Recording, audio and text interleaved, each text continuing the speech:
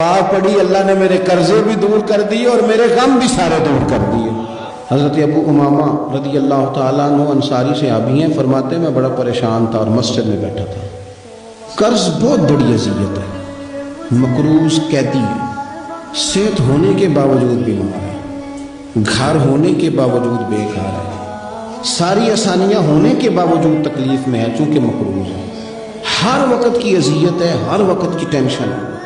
حضرت ابو امامہ رضی اللہ عنہ فرماتے میں مسجد میں بیٹھا تھا، قربان جائیں نبی کریم علیہ السلام تشریف لائے اور محبوب کے میٹھے اور مد بھرے جملے، کک سواد نہیں مشری اندر اسی کھنڈا بھی چک ڈٹھیاں، انہاں ساریاں شیواں نالوں گلاں سجن دیاں مٹھیاں۔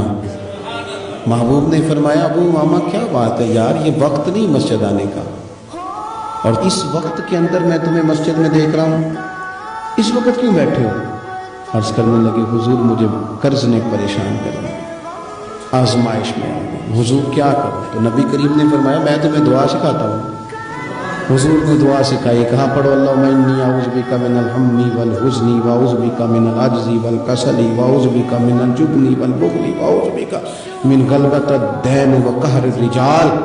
فرمائے اس دعا کو پڑھا کرو اللہ خیر کر دے گا۔ حضرت ابو امامہ فرماتے ہیں لوگوں میں نے یہ دعا پڑھی، میرے نصیب دیکھو، پڑھی میں نے پر سیکھی میں نے ڈائریکٹ حضور سے۔ میں نے یہ دعا پڑھی، اللہ نے میرے قرضے بھی دور کر دیے اور میرے غم بھی سارے دور کر دیے۔ ہمارے تو وظیفے میں اعلیٰ حضرت نے اس دعا کو شامل کر دیا، فرمایا اسے پڑھو، صبح بھی پڑھو شام بھی پڑھو، غم بھی دور ہوں گے قرضے بھی دور ہوں گے۔